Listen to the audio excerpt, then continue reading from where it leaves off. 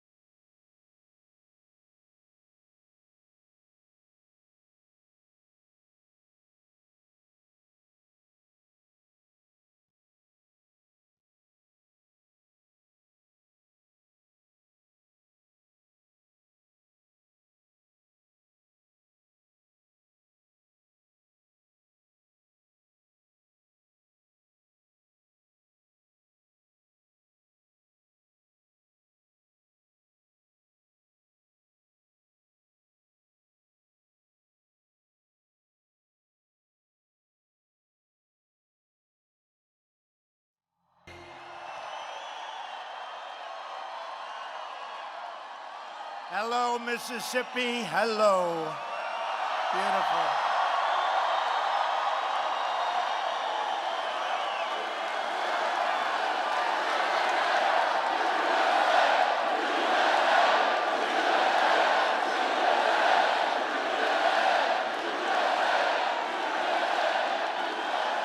Well, I have to start by saying that 2020 is looking really easy, isn't it?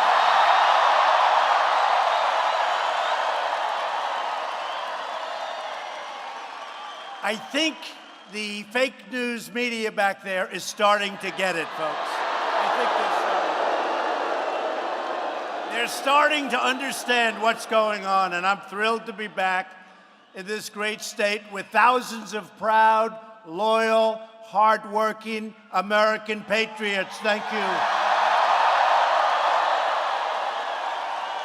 In less than 2 years, we've achieved the biggest comeback in American history. That's what's happened. The economy is booming, wages are rising, and more Americans are working today than ever before. Today, ever before. Think of that. Now just think of that. Today, we have more Americans working than we've ever had in the history of our country. Right now, today, how great is that, right? We're defending our Second Amendment, protecting religious liberty, taking care of our great veterans, and rebuilding America's military like it hasn't been rebuilt ever before. This week, we made history again when I announced that we are replacing the job-killing disaster known as NAFTA with a brand new U.S.-Mexico-Canada trade agreement. A good one. And it's a good one. We're calling it USMCA. You're going to like that name. That'll become a part of your vocabulary. USMCA. Companies aren't going to be leaving us anymore and firing everybody and sending their product back into the United States with no tax. That was what I wanted. You know Mississippi, when they'd leave and they'd go next door and they'd fire everybody and they'd build the product and send it back and sell it to the same people that were buying it before.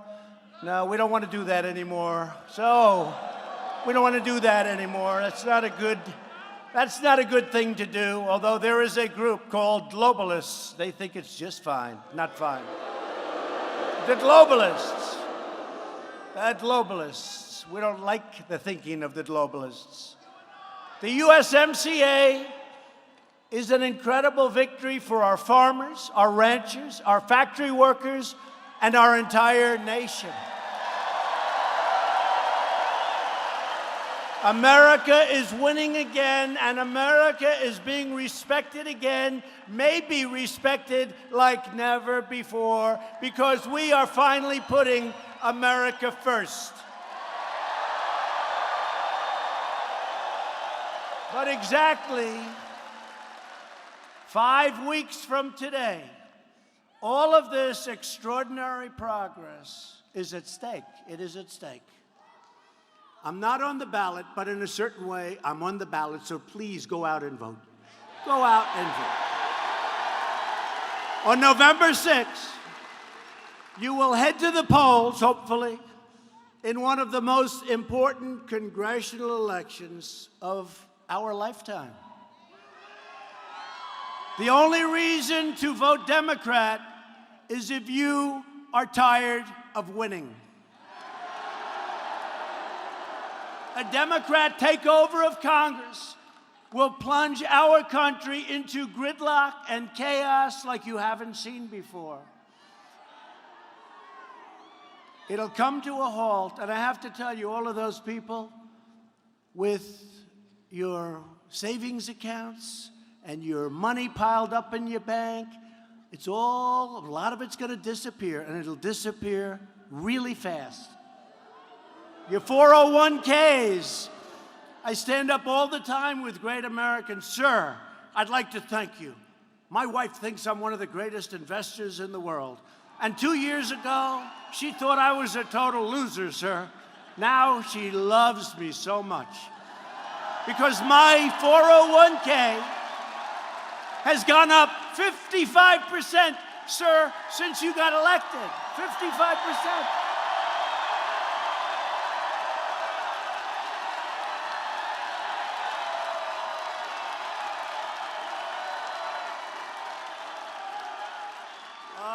It's amazing you can really get your wife to like you a lot when that happens. You got to be really bad, I'll tell you. And that's happening. And it goes the other way, too. That happens. People are geniuses now, and we've helped. You know, we had probably, and even the fake news would tell you, the greatest victory in the history of this country in 2016. There's never been anything like that.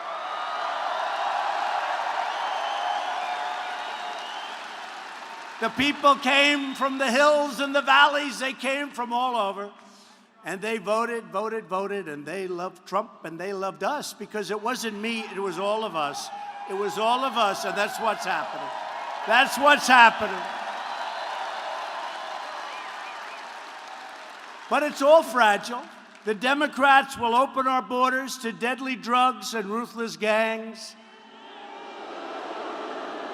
The Democrats, and I say this, and I've dealt with it, the Democrats are the party of crime, and that's what it is. They're the party of crime.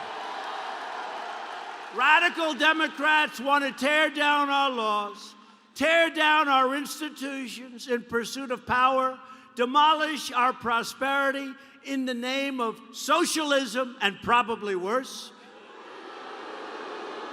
and abolish our borders in the service of globalism. There is nothing Democrats aren't willing to do, and you're seeing it day by day, and you've seen it more in the last week than you've ever seen it before. And no one, just think of this, no one under any circumstances is allowed to speak up if you're on this side of the equation. But guess what? We're speaking up like nobody has ever spoken up before. They want to get the power that they so desperately crave that was taken away from them. All of the Democrats know and all they really know how to do is obstruct, resist, demolish, destroy, and delay. They've been trying to destroy Judge Kavanaugh since the very first second he was announced, because they know Judge Kavanaugh will follow the Constitution as written.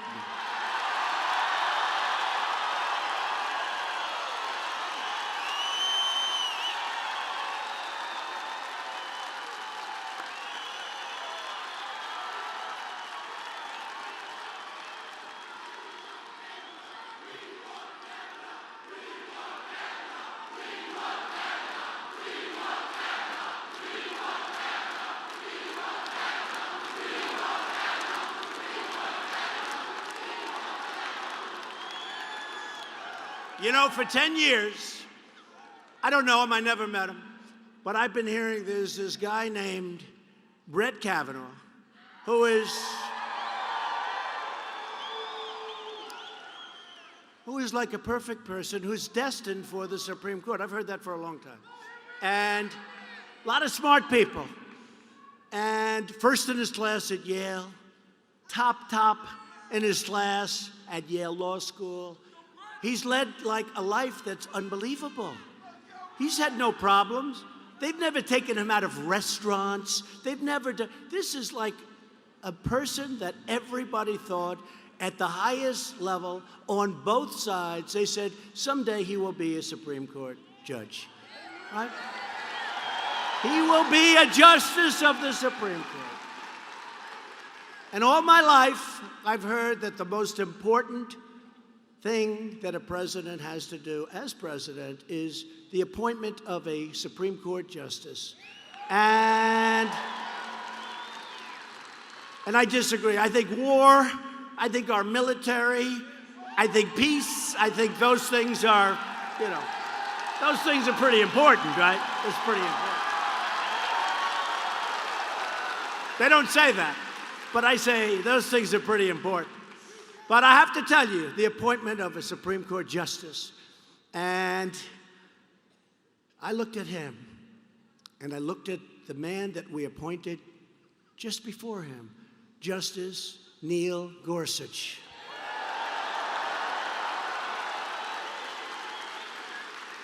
Who was put through the paces, but nothing like what's happening now is just crazed. It's crazy. What's happening now, they had a gang rape, many times. Well, that turned out to be false. So many different charges. Guilty until proven innocent. That's very dangerous for our country. That's very dangerous for our country. And I have it myself all the time. But for me, it's like a part of the job description. Let it happen to me. Shouldn't happen to him.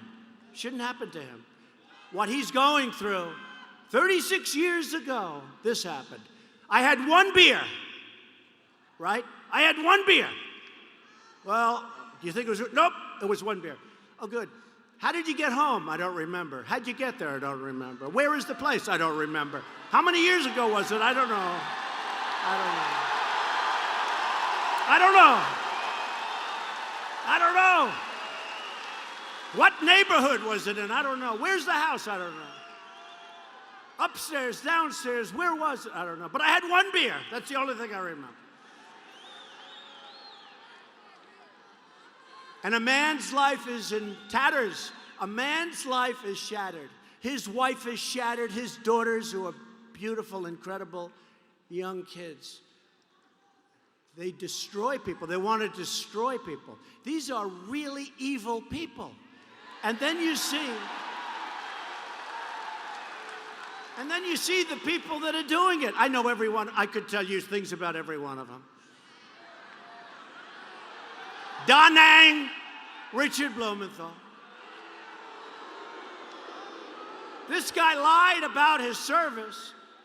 He didn't just say, gee, I was in the service. No, he said, I was in the Marines, Da Nang province, soldiers dying left and right. as we battled up the hill. This went on for 15 years when he was the Attorney General of Connecticut. I thought he was a great war hero. And then it turned out he was never in Vietnam. He was in the reserves. And I watched him 2 days ago. I watched him saying, "We need the truth. If we don't have..." And here's a guy who was saying people were dying all around him and he was never there. And then he cried. When they caught him, he cried like a baby. Like a baby.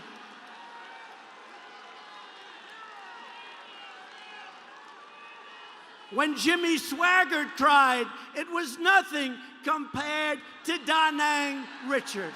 Nothing. Jimmy Swaggart was nothing compared to... He cried, oh, I'm so sorry. He only lied for 15 years, and now he gets up.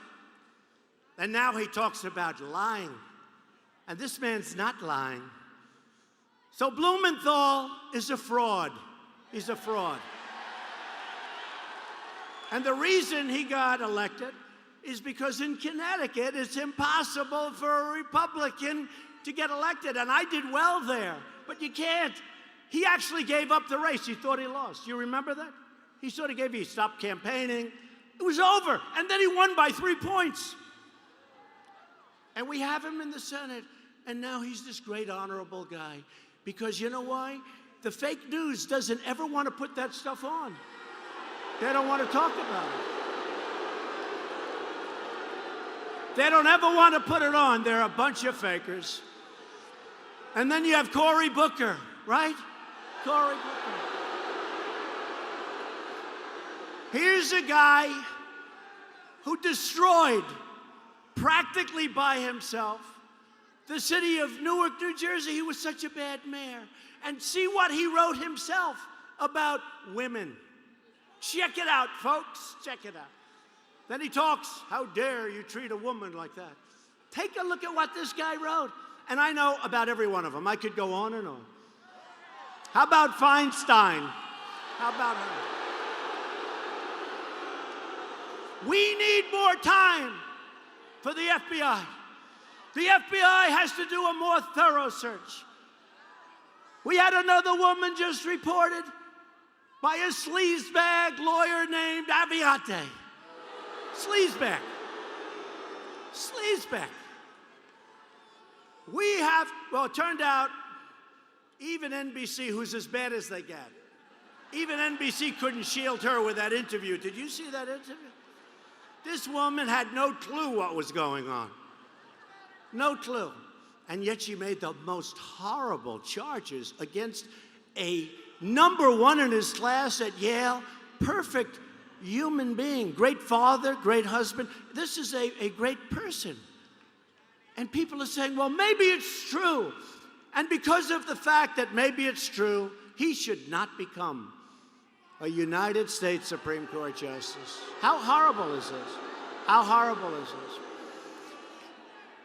So this is an important time for our country. This is a time when your father, when your husband, when your brother, when your son could do great. Mom, I did great in school. I've worked so hard. Mom, I'm so pleased to tell you I just got a fantastic job with IBM. I just got a fantastic job with General Motors. I'm so proud. Mom, a terrible thing just happened. A person who I've never met said that I did things that were horrible, and they're firing me from my job, Mom. I don't know what to do. Mom, what do I do? What do I do, Mom? What do I do, Mom? It's a damn sad situation, okay? And we better start as a country getting smart and getting tough and not letting that stuff right back there, all those cameras, tell us how to live our lives. Because they are really dishonest people. Not all of them, but damn well most of them, that I can tell you. Fake news. So that's something to think about, right? That's something to think of your son, think of your husband. I've had many false accusations. I've had I've had so many. And when I say it didn't happen, nobody believes me. But it's me. It's my job description. Mr. Trump, it's okay. You can say whatever you want. They can say whatever they want about me. It's fine. Because we have the worst libel laws anywhere in the world. They can say anything they want, and we can't sue them. Because if you're famous, you can't sue. Figure that one out. But to take people that are just outstanding, have had great lives, and that life doesn't mean a thing. And you notice with the judge, they don't talk about his last 35 years. They don't talk about what, everybody knows him. He's a very well-known, the most highly respected person. Until the last couple of weeks, because they're destroying him, and they're destroying his reputation, and we can't let that happen. We can't. Can't let it happen. And I don't even know him, folks. I don't even know him. I met him for the first time a few weeks ago. I don't even know him. So it's not like, oh, gee, I want to protect my friend. I want to do what's right for this country. This is a very important time in our country. Okay?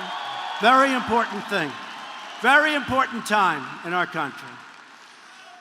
The Democrat Party has become too extreme. This is an example of it. And too dangerous to be trusted with power. That is why you must vote Republican on Election Day, and you have to go out and vote.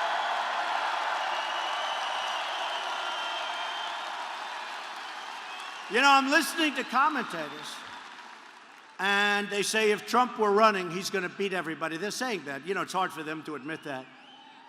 And I certainly dream about all these people. Biden, the guy never had more than 1% in a poll when he was running for president, and then Obama took him off the trash heap, right? Biden, I hear Biden wants to take me to the back of a barn. He would be in big trouble, I will tell you. Remember he said that? I'd like to take him.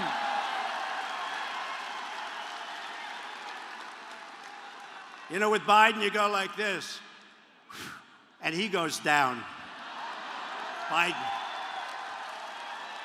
And the other ones. But they say that Donald Trump isn't running. So will the people go out and vote? In 3 weeks. You got to go out and vote. And they say, but Donald Trump doesn't like Congress. I really do. I like a lot of the people in Congress. Some I'm disappointed in. But for the most part, and I have to tell you something, we have the right ideas. We're making our country great again. We're doing the right thing. We need more Republican votes. They say we have a majority. We barely have. If somebody has a cold and stays home, we don't have a majority. That's how bad it is. Republicans have to go out and vote. And they say if I was on the ticket, everybody would go, it would be a landslide. Even the fakers back there, they say that. And I'm not on the ticket, but I am on the ticket. Because this is also a referendum about me and the disgusting gridlock that they'll put this country through. Think of it. We have the greatest economy in history. We have a military that will soon be the strongest we've ever had.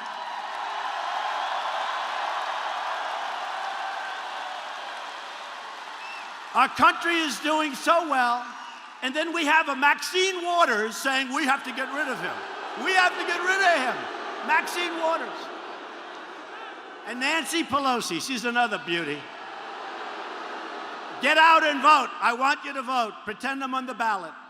And don't worry, we'll be on the ballot in 2 years, and we will do a landslide like you wouldn't believe.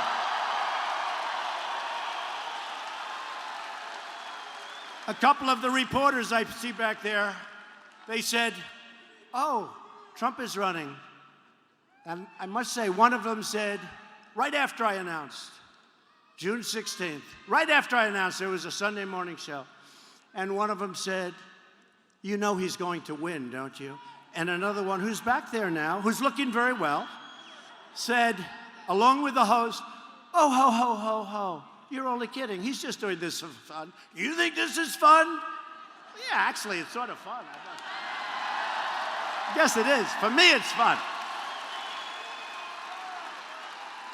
For me, it's fun. You know why it's fun? Because we're achieving our goals better than anyone thought possible. That's why it's fun. If I wasn't, it wouldn't be fun. But this one particular reporter, she said, ho, ho, ho, you're only kidding, right? That's so funny. And I'll never forget, on election night, Donald Trump is your next president, folks.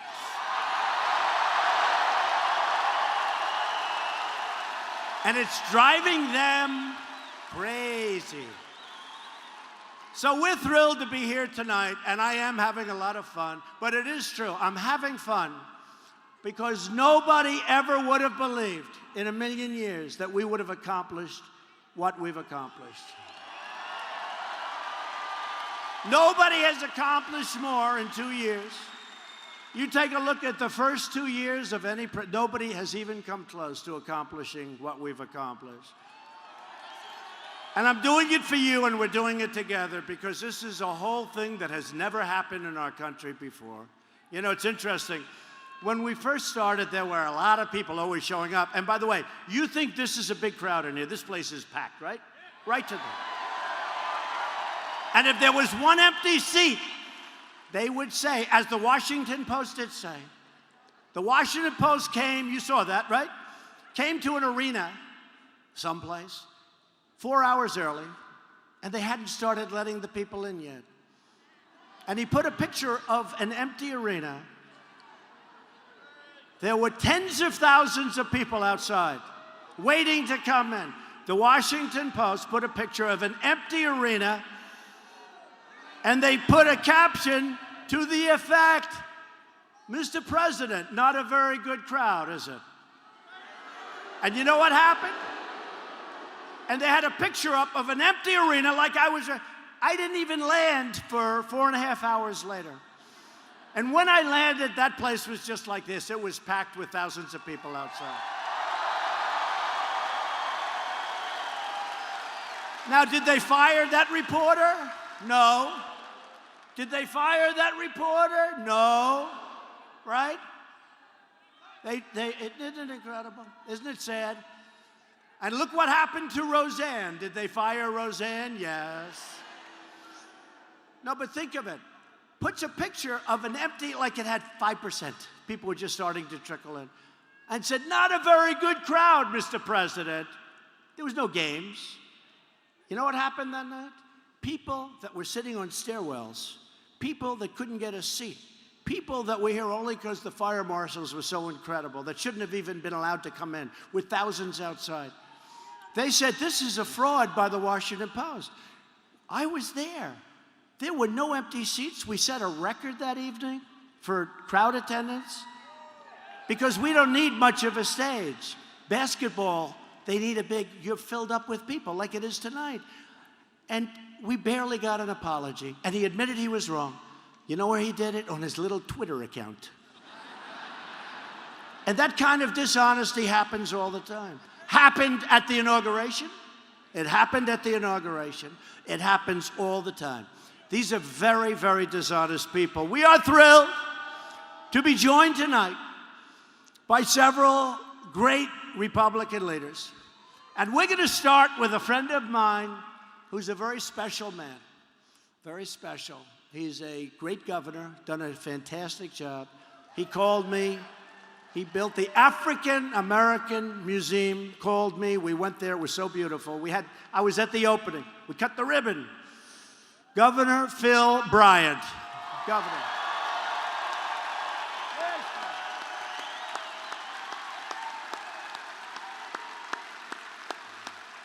Thank you, Phil. Thank you, Phil. Should we bring Phil up here? He's been sick. Come on. Get up here, Phil. Come.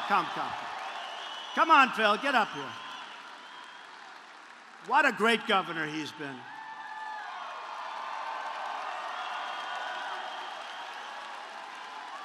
Look at this guy. Is he central casting or what?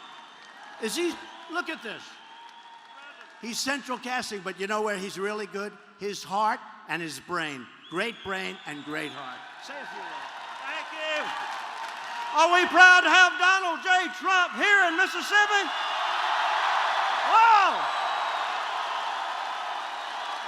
All right, I won't get started, but I can tell you what, this man has done more as President of the United States in 2 years than any president that I can ever remember or ever studied about. He is a remarkable man that is making America great again.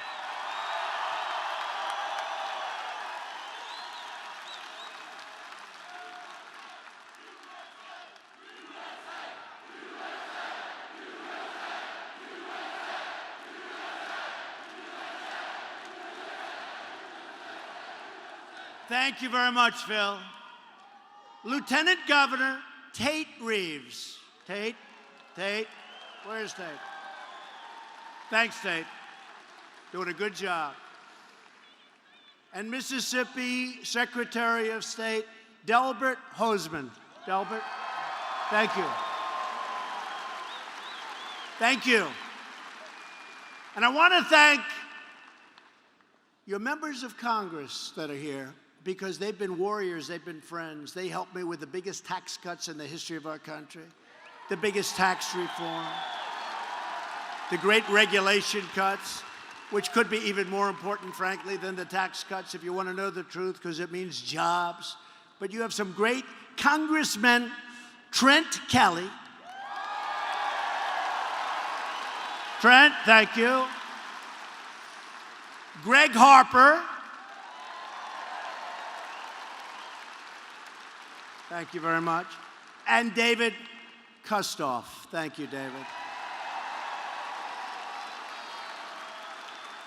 There's another warrior in the room. These are warriors. Look, the abuse they take, the abuse we all take. If you're not a warrior, you just go home.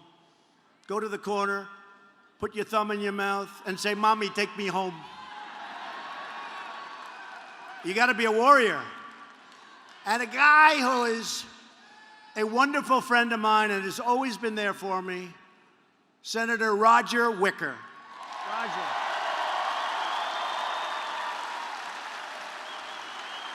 What a great, and Mrs. Wicker, thank you.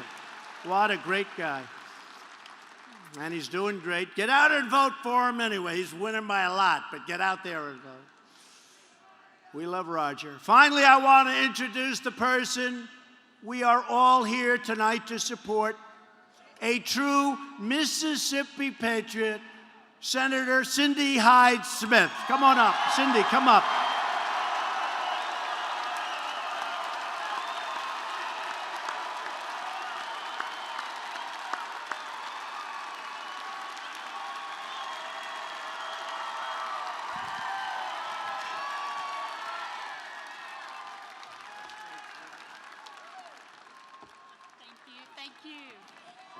Thank you, Mr. President, and I told him he would get a warm Mississippi welcome, and you did not disappoint. Yes! We are the hospitality state, Mr. President, and I tell you, it is such an honor to work with this man. Is he not the best president we have ever had? This is wonderful.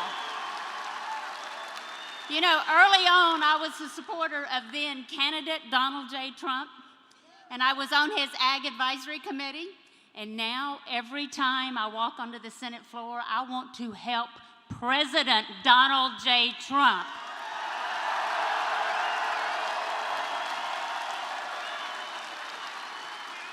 It is such an honor to work with a man that I tell you, he loves the veterans, he loves the military, and he loves our law enforcement as well. You know, this past week in Brookhaven, Mississippi, my hometown, we had 2 officers shot down this past weekend, and I was able to tell him about that. James White and Zach Moak, and then the next day we had a Mississippi Highway Patrol trooper, Josh Smith, shot down. And I'm just gonna ask you to remember those people in your prayers as we continue on with this. We've had a tragic week in Mississippi with our law enforcement, but this man supports law enforcement 100%.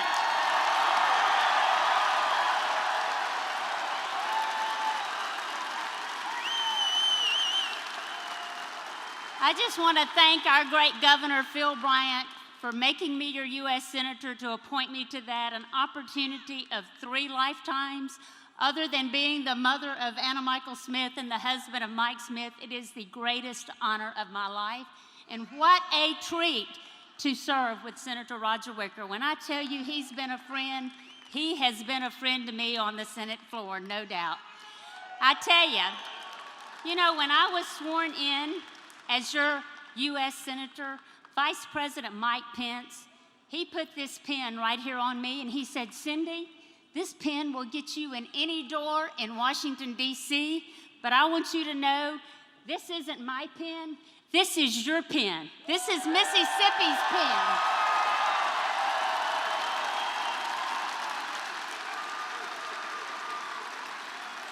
We've got a lot of work to do in Washington, D.C. This man is leading the charge. We're going to get back on Air Force One, and we're going back to Washington because you know what? We've got a Supreme Court justice to get confirmed.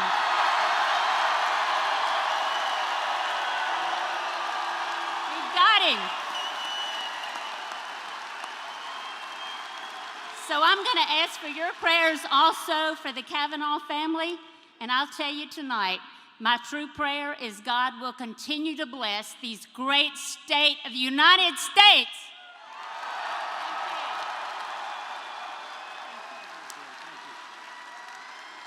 Thank you, Cindy.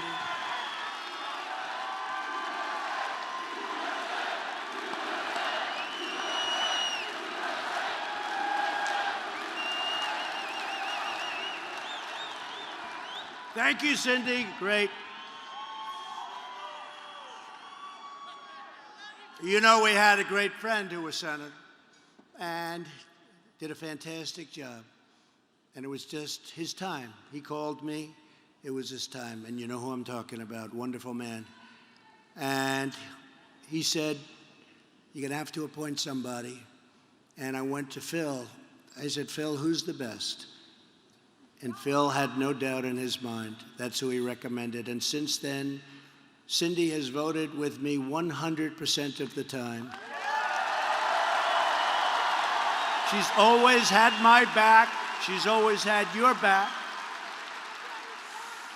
And a vote for Cindy is a vote for me and make America great again. Right?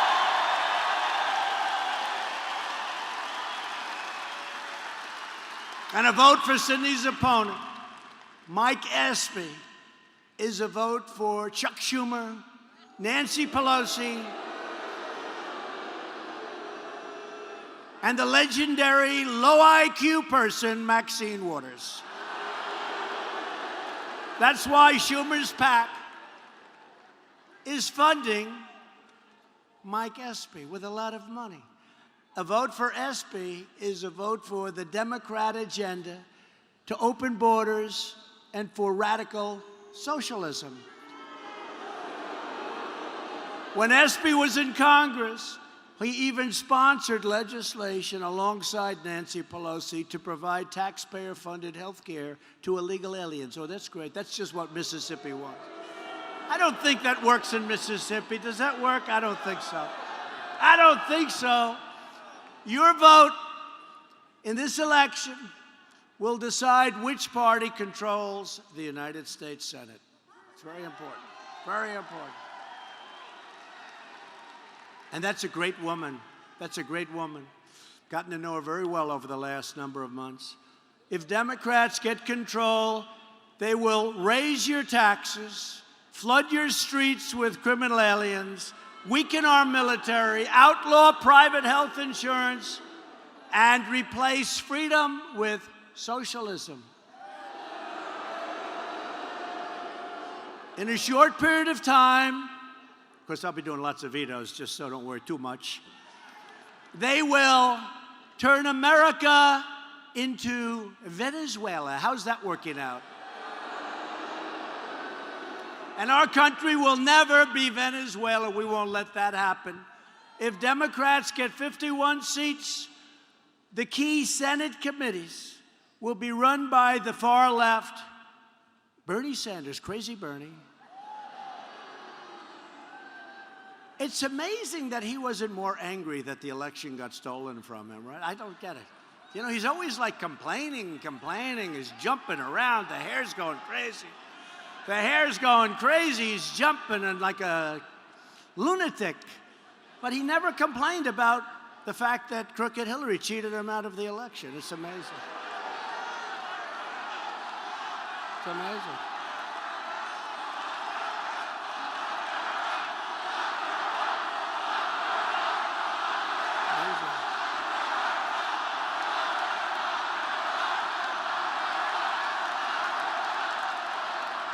You know, Bernie was on television recently, and he was screaming and ranting and raving. And I said to my wife, Melania, who's now in Africa representing us, First Lady. I watched her get off that plane this morning in Africa, and so beautiful, and she was hugging and kissing children. It was beautiful to see. She's doing a great job as First Lady, I will tell you. Really is. And you think that's an easy job? That's not an easy job. That's a tough job. She's fantastic. But Bernie Sanders was ranting and raving, and we're going to this, and Trump, and we got to stop. What's he going to stop? Having a strong military, having low taxes, having borders? What's he going to stop? What am I doing? What's he going to stop? Having less regulation? But he's going to stop Trump. He's going to stop Trump. He's going to stop us left and right. He's ranting and raving. And the commentator looks at him and goes, you know he's winning, don't you? And Bernie just looked at him like this. It was like, but I said to my wife, you got to hand it to him. You know, he's out there. He's doing his thing, whether you like it or not. He's out there doing his thing, and you got to hand it to him. But a guy like Bernie would be in charge of the Budget Committee. Patrick Leahy, oh, he's never had a drink in his life. Check it out. Look under Patrick Leahy/drink. How dare you have a beer while you're in high school? How dare. Patrick Leahy-drink will be in charge of the Appropriations Committee. Bob Menendez, you don't know about him, will be in charge. I'll leave him alone because we can't cover too many of these characters, right? But I'm going to leave him alone. Will be in charge of foreign affairs. And the great Dianne Feinstein will be in charge of the Judiciary Committee. No. Wasn't that great? Wasn't that great? Wasn't that something the other day? She was asked a simple question. Did you leak the document? Wasn't that great? By John Cornyn. He goes, you leaked the document. No. What? No. Remember? No. Oh, no, I didn't. No, I don't think I, well, wait. Did we leak the document? No. How about the aid? No, you idiot, no. No, we didn't leak the document. We didn't leak the document. No, we didn't. That was the worst body language that I've ever seen. Ah, what a group. What a group. Holier than thou, aren't they? Holier than thou. You know the expression, right? What a group. Also at stake in this election is Medicare. Democrats in Washington want to raid Medicare to pay for their socialist agenda. They're going to destroy it. Republicans want to protect Medicare for our great seniors who earned it and paid for it. Right? Right? And we will always protect Americans with pre-existing location. Well, you have to do that. Pre-existing conditions. We have to take care of pre-existing conditions because it's just the way life is, folks. We have to do that.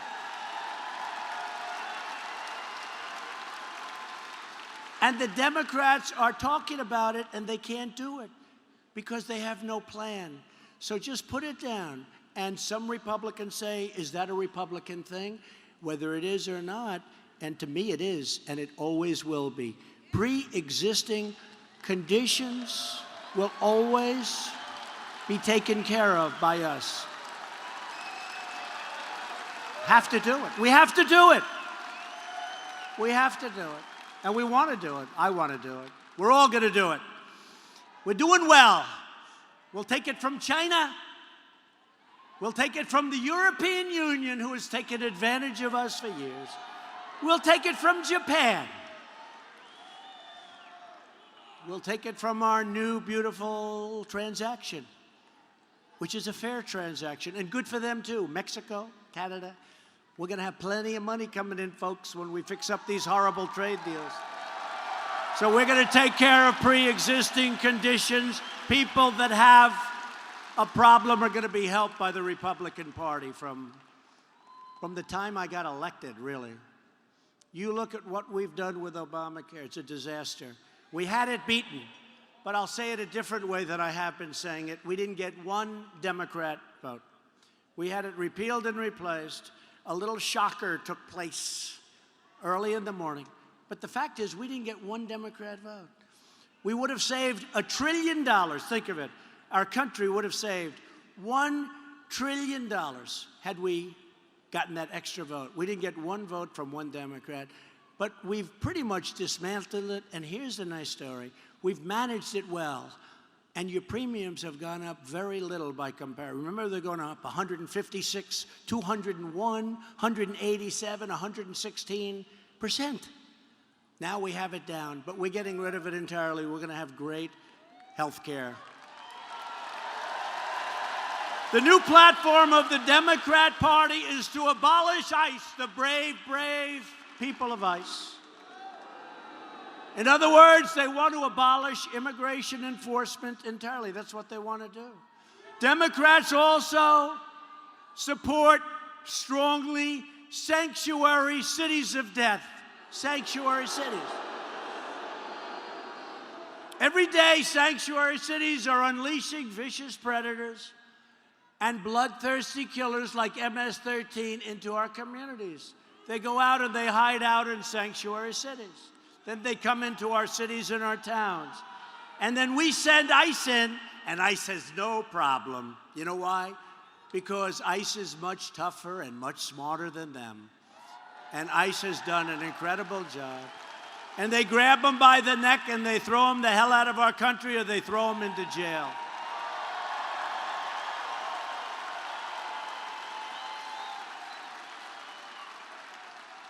And you don't want that job. And you don't want that job. And you don't even want, although maybe you could handle that job. Right? But they do a fantastic job. And we have to cherish our law enforcement. And that goes for Border Patrol. That goes for ICE. We're setting records on the border on arrests. We don't want to do that. We're building the wall. It's going up. But getting money is brutal. Brutal.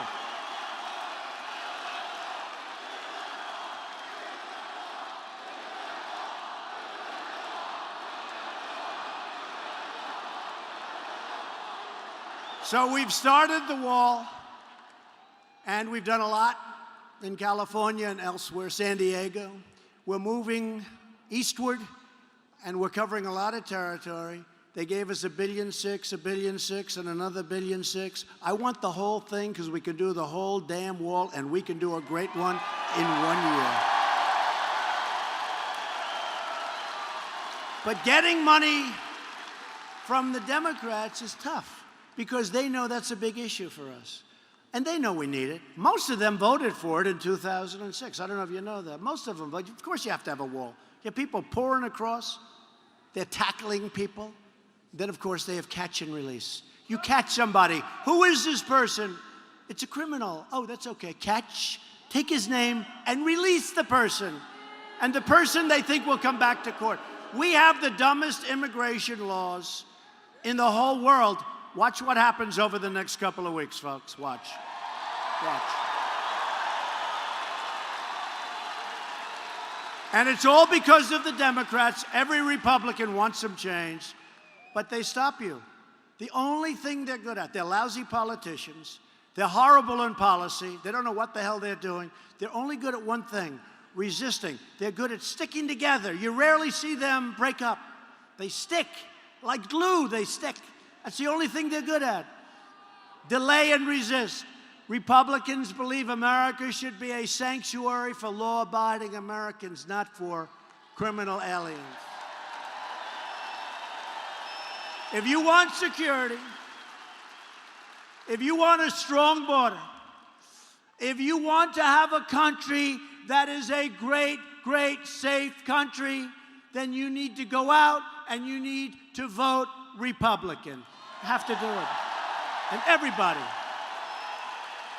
This election in November is about safety, and it's also about prosperity. They're going to take your wealth away from you. They're going to take your wealth away. All of that we've done with the jobs and the salaries and the wages that are rising for the first time in 21 years. They're going to take it away from you so fast. Since the election, we have created over 4 million new jobs, unheard of, unheard of, unheard of,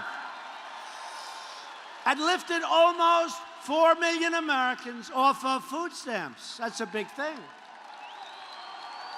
We've added nearly 600,000 new manufacturing jobs. You remember when the previous administration said, oh, you can't do manufacturing? I said, really? Who's going to build things? They said you won't add any. They said you needed a magic wand. Remember? Magic wand. We don't have a magic wand. We've got good policy. We've got good leadership. We have a lot of good leaders in our party. And you've heard this many times over the last 3 weeks. African-American unemployment has reached its lowest rate ever recorded. Ever. Ever. Remember, what do you have to lose? What do you have to lose, right? What do you have to lose, I said. And people said, oh, that's not nice. But I said, wait, they have the worst crime rate. They have the worst schools. They have the worst home ownership percentages. They have the, I went through a list of 10 different things. And I looked up, and they've always voted for Democrats, the African Americans, in 95% more. And I looked up and I said, what the hell do you have to lose, remember?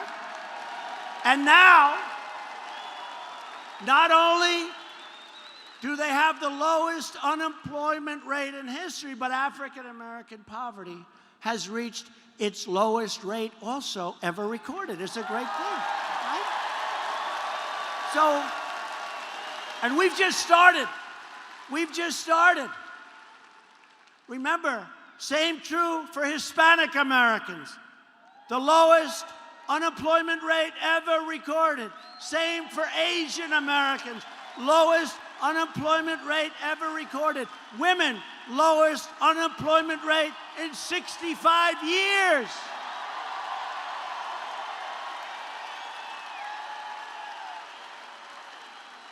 After years and years of working so hard, we finally put ourselves in a position where we can do things, and we can really do them. But we could do them an awfully lot better if we had more, a real majority, not a majority of one, not a majority of, literally, if somebody's sick, it's like we have to postpone votes. We need a real majority, and we're going to do everything that you've been looking for a long time. Now, with that being said, we've done so much. We've done so much. We've just finalized the tremendous new trade agreement with South Korea, where it was a disaster. That was a Hillary Clinton catastrophe. Remember, she said, we are going to create 250,000 new jobs. And she was right for South Korea. It was good. And we've just totally renegotiated it. We've made it good. And we've opened up new negotiations with Japan, who would not negotiate with the previous administration. You know why? Because they said, no, we're happy. Why should we negotiate? We're not going to negotiate. Well, we said we want to negotiate. And with the European Union, we want to negotiate. And they said, I love you too. You're not my type, but I love you.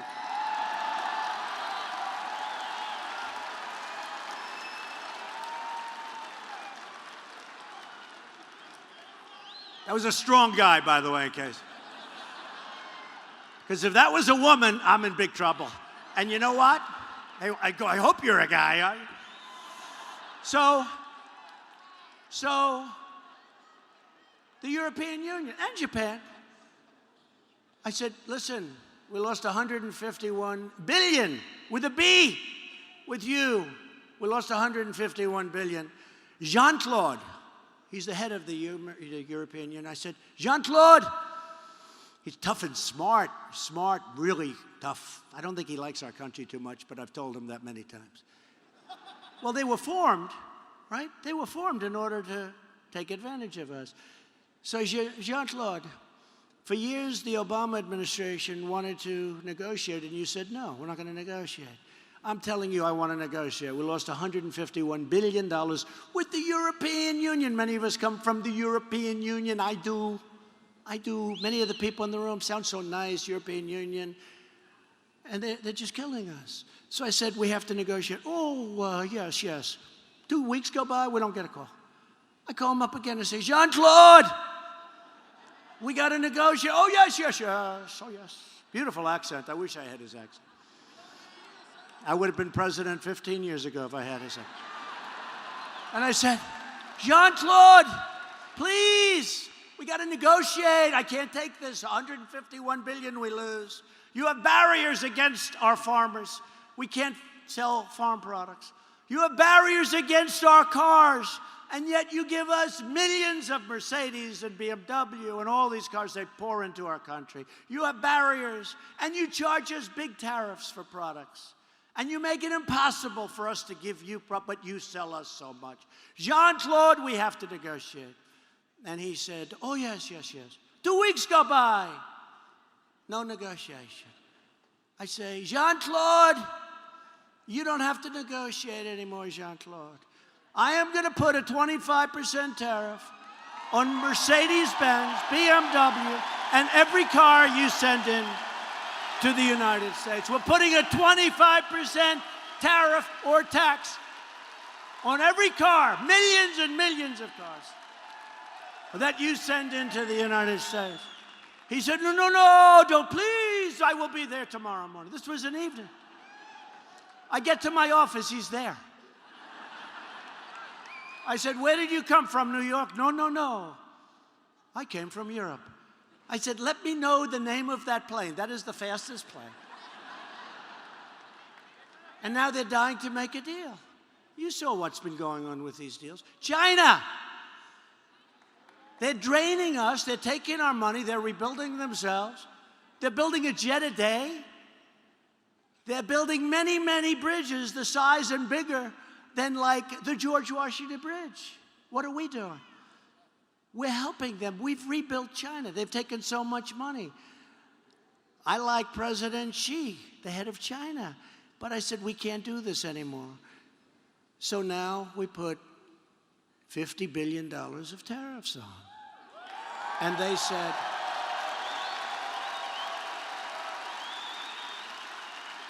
said, no, you cannot do that. If you go 50, we'll go 50. I said, wait a minute. We're already 500 billion behind. So if I go 50, you go 50, that means we're at the same place we started from. That's not what this is all about. We have to bring some balance. We can't do this. So they said no. So it was 50 at 10%. I increased it to 25%, and I put 200 billion on top of the 50. So now we have $250 billion at 25%.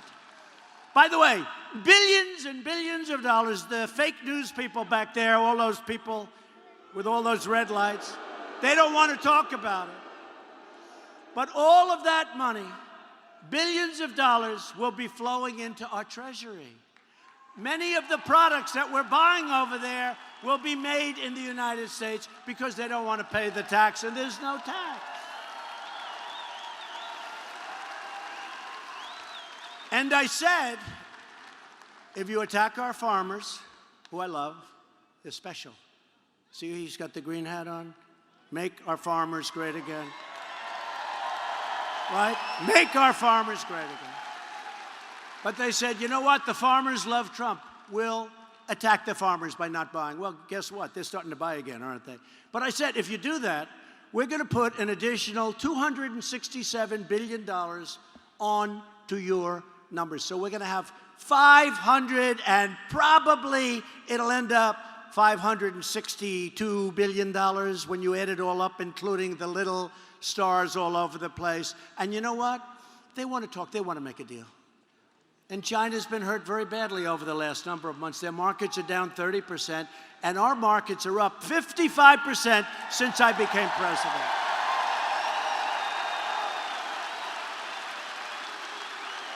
And I hope we can make a deal with China, but honestly, who knows? But we're very happy where we are. Very, very happy. And I want to thank the farmers, because, you know, I watch the farmers.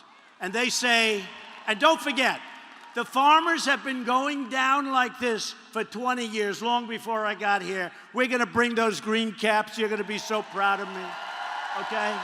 You're going to be so proud. They want to talk, and at some point they're talking. But I told them just recently, you're not ready to talk yet. You're not ready.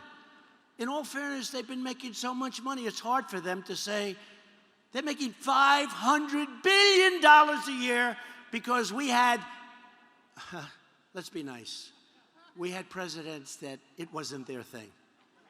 But it is my thing. Do you know how wealthy our country would be if they didn't have these really stupid deals all over the place? So many of them. And how about our military deals where we protect rich nations and we don't get reimbursed? How about that stuff? That's changing too, folks. We protect Saudi Arabia. Would you say they're rich? And I love the king, King Solomon, but I said, King, we're protecting you. You might not be there for 2 weeks without us. You have to pay for your military. You have to pay.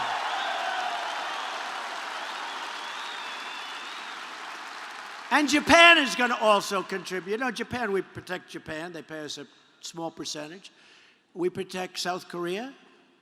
They pay us. And by the way, we're doing great on North Korea, but South Korea, they got to reimburse us. They got to reimburse us. Republicans passed, and I signed the biggest package of tax cuts and reform in the history of our country. We have cut a record number of regulations. Now, we got no Democrat support for any of this. This is what's driving our economy, those two things. We have approved a record number of affordable, generic drugs. Watch what's going to happen to drug prices. And to help critically ill patients get access to life-saving treatments, we passed what's called right to try. A person's terminally ill. They're going to die. And before me, if we had a drug that was really looking good or promising, we wouldn't give them because we didn't want to hurt the person. They're going to die. And it is actually much more complicated than that. They've been trying to pass this for 45 years. Well, 2 months ago, I signed Right to Try. We have the greatest drugs in the world, the greatest drug makers in the world. I would watch wealthy people travel all over the world trying to find a cure. And poor people just went home. They had no hope. Now they have the right to try. If we have a drug that looks good, but it's 2 years or 3 years or 4 years out, and by the way, we brought that number from 15 years, we think it's going to be down to 4, and in some cases 3, way down. Scott is doing a great job. Scott, get that number down, Scott. And now we have that, I love that, Right to Try, such a great name. Right to Try. You have hope. We also passed Veterans' Choice. 44 years they tried to do it. Giving our veterans the right to see a private doctor if they've got to wait online for weeks and weeks and weeks. 44 years. And we passed the landmark VA Accountability Act. That's people that work in the VA that treat our veterans badly, and we couldn't do a thing about it. And now we can fire them so fast. We'll see you. I just signed legislation. And you think that was easy, getting that through the unions and civil service? That was a 48-year job. And your two senators helped me a lot. I will tell you. They helped me a lot. Thank you, Cindy. Thank you, Roger. And your congressman, by the way, helped me a lot. In particular, your congressman. I just signed legislation to completely rebuild our military, securing $700 billion, and then the following year, $716 billion to purchase the finest planes and ships and tanks and missiles and submarines on the face of the earth. All made in America, made in the USA. And we have given our troops their largest pay raise in more than a decade. Isn't that nice? About time. At my direction, the Pentagon is now working very hard to create the sixth branch of the American Armed Forces. It's called the Space Force. So you have the Air Force, you have the Space Force. Separate. The Space Force.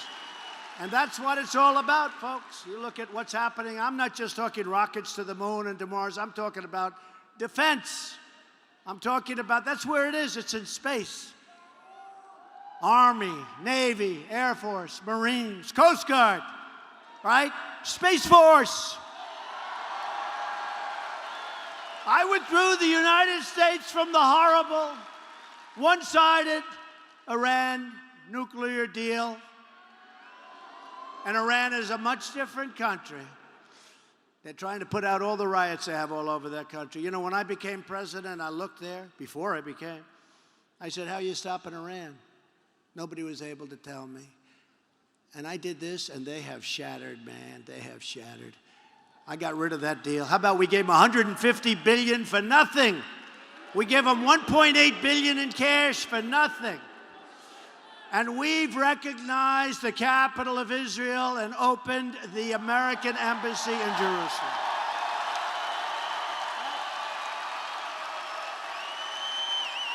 And we won't even mention how well we're doing with North Korea. But when I came in there, too, they were going to go to war with North Korea. President Obama said it was his biggest problem. We sat before I took office. What's your biggest problem? The biggest problem is North Korea. We're going to go to war with North Korea. We're doing very well now with North Korea. You don't feel that way anymore, right? You don't feel that way anymore. And the fake news comes out and says, he's giving so much. I haven't given anything. We got our hostages back, right? We've got a lot, and we're getting the remains of our great fallen heroes back. There's been no rockets launched. There's been no missiles launched. There's been no nuclear tests. And we have a good relationship. And Secretary of State Mike Pompeo is going over to North Korea next week. And we're working on a second summit. And it just feels good. Now, who knows, folks? Who knows? I can just tell you, when we came in, before I came in, and at the beginning when the rhetoric was tough, right? That rhetoric was tough. These people were saying, oh, he's going to get us into a war. Well, guess what? That worked out. That rhetoric was tough. And let's see what happens, but we're doing very well. We're doing very well. For years, you watched as your leaders apologized for America. Now you have a president who is standing up for America.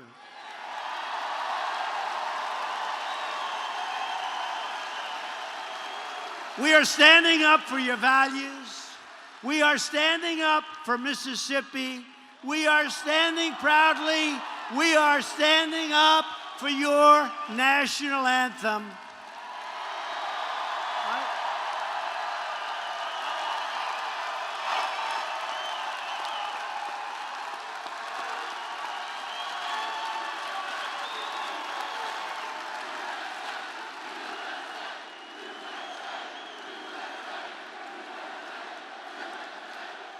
A lot of spirit. A lot of spirit. One of them said the other day, you know, President Trump can't be beaten in 2020. That's driving them crazy. Oh. Who the hell's going to beat us? Look, who's going to beat us? If another president came here and they said, we're coming to Mississippi, and we're going to make a speech. You know how many people would show up? Really, 300, 400. You'd have a medium-sized meeting room at a hotel, right? Look at this place. Look at this place. Look at this place. We're lifting millions of our citizens from welfare to work, from dependence to independence, and from poverty to prosperity. That's what's happening. But to continue our incredible momentum, you have to get your friends, get your family, get your neighbors, get your co-workers, get out and vote Republican, vote for Cindy Hyde Smith, and vote for Roger Wicker. Got to do it. A vote for Republicans is a vote for lower taxes, less regulation, and more products made right here in the USA. It's a vote to reduce crime, respect law enforcement, and restore the rule of law.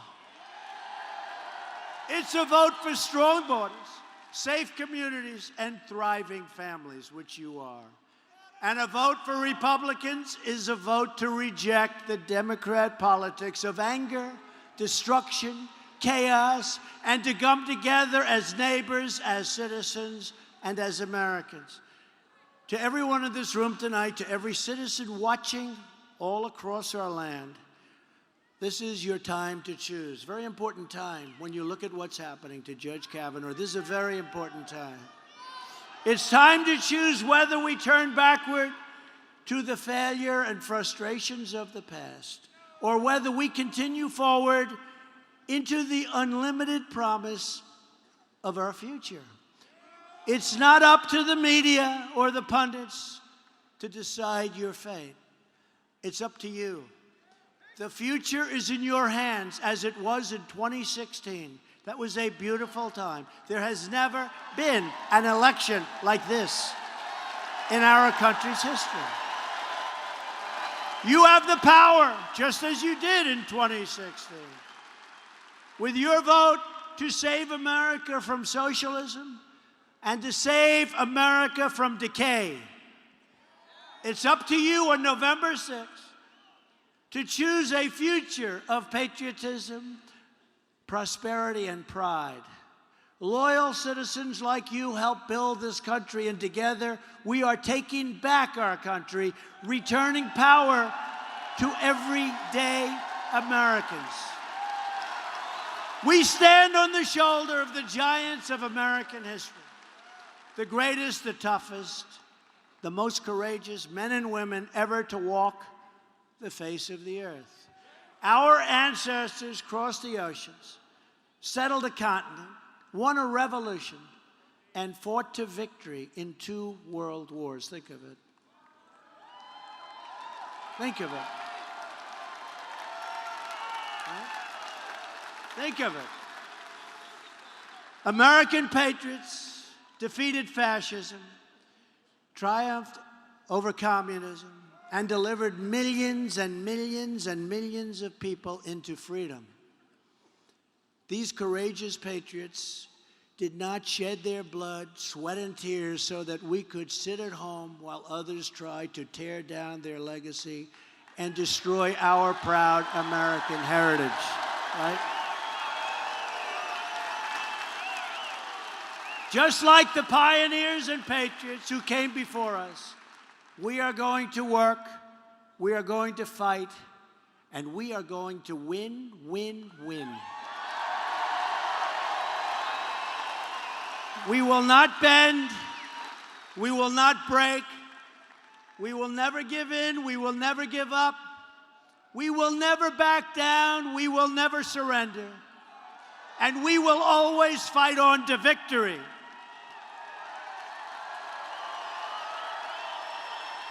Because we are American, and our hearts bleed red, white, and blue.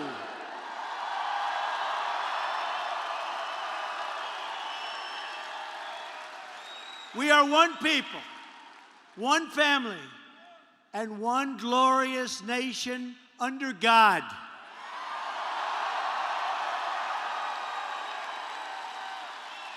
And together, we will make America wealthy again. We will make America strong again. We will make America safe again. And we will make America great again. Thank you very much, Mississippi. Get out and vote. Thank you.